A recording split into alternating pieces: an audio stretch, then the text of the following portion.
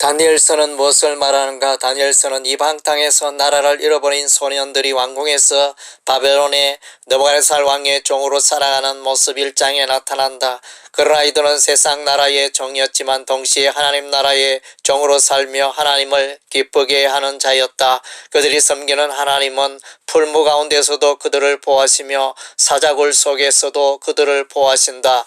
비록 이스라엘은 지금 그들의 죄악으로 인하여 외국 땅에서 포로로 있지만 하나님께서는 그들을 새롭게 하시고 예루살렘으로 돌아가게 하시며 거룩한 백성으로 살도록 도우신다. 인류 역사의 주인공은 바벨론의 느부갓네살 왕도 아니며 바사의 고레스 왕도 아니며 오직 하늘에 계신 여호와 하나님이시다. 여호와께서는 이스라엘의 바벨론 포로를 이끄시고 바사왕 고레스 칙령을 통하여 70년 만에 예루살렘으로 귀환하게 하시고 70일의 계시를 통하여 메시아의 십자가 죽음으로 말미암는 인류 속죄의 길을 보여주신다. 느부갓네살의 꿈에 나타난 큰 신상에서 순금으로 된 신상의 머리는 바벨론을 말하며 은으로 된 가슴과 팔은 메대와 바사를 말하고 놋으로 된 배와 널쩍다리는 헬라를 말하고 쇠로 된 종아리와 쇠와 진흙으로 혼합된 발은 노마를 말한다. 갑자기 손대지 아니한 돌이 나라와 그 신상의 발에 부딪힘에 그 신상은 깨져 바람에 날려 사라지고 우상을 친 돌은 태산을 이루어 온 세계에 가득하였다. 이는 세상 나라가 하나님의 심판으로 무너지나 그리스도로 말미암는 하나님의 나라는 영원하다는 것을 말하고 있다.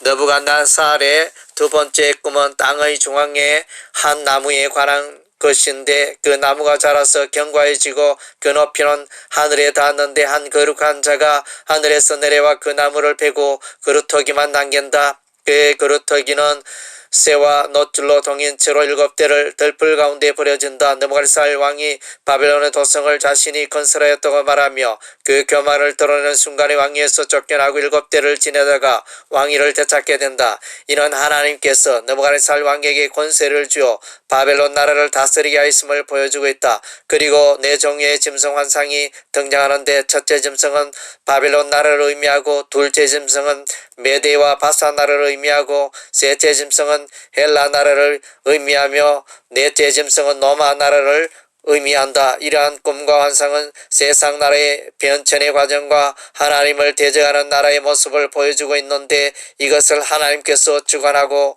계시는 것이다. 다니엘은 하나님의 은혜를 입어 이것의 정확한 의미를 해석하여 드러내고 있다.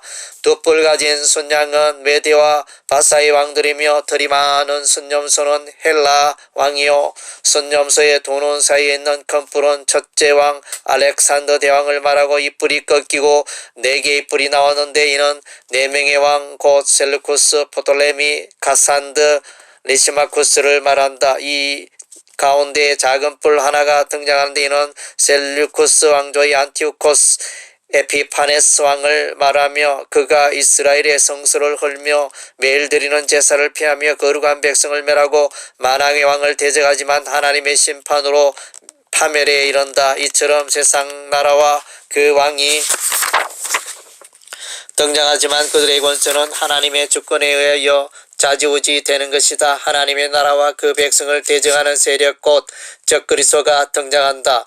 바벨론의 왕 느부갓네살은 예루살렘과 성소를 멸망시키더니 이제 다니엘의 세 친구 사드락과 메삭과 아벳느고를 두라 평지의 금신상에 절하지 아니하였다고 하여 평소보다 7배나 뜨거운 풀무불 속으로 던져버리지만 그들을 하나님께서 보호하셔서 불에 조금도 상하지 아니하고 머리털과 겉옷도 타지 아니하였다. 다니엘이 하루 3번씩 하나님께 기도하는 것에 관하여 왕의 금령을 어겼다 하여 총리들과 고관들이 그를 고발하였고 다리오 왕의 명령으로 사자굴에 던져지지만 하나님께서 그의 천사를 보내어 사자들의 입을 봉하심으로 그의 몸이 조금도 상하지 아니하였다. 네 짐승의 환상에서 넷째 짐승의 10뿔 가운데 또 작은 뿔이 등장하여 성도들과 싸워 이기며 하나님을 말로 대적하며 때와 법을 고치고자 살고자 하였으나 하나님의 심판으로 멸망에 이른다. 순양과 순염소의 환상에서 작은 뿔은 매일 드리는 제사를 폐지하며 그 성소를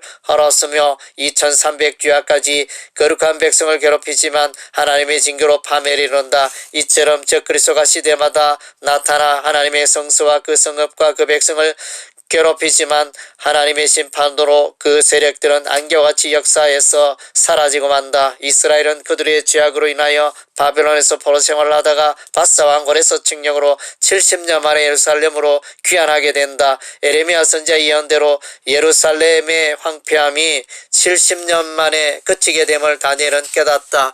이에 다니엘은 이스라엘의 죄악을 회개하고 예루살렘과 그 성소의 회복을 위하여 간절히 기도하였더니 하나님께서 70일의 완상을 보이셨는데 이는 메시아가 십자가의 속죄 사건으로 인하여 허물이 거치며 죄가 끝나며 죄악이 용서되며 영원한 의가 들어가며 환상과 예언이 응하게 되는 것이었다. 바벨론의 70년은 고난과 연단의 세월이었다면 70일의 완상은 이스라엘에게 소망과 위로의 메시지였다.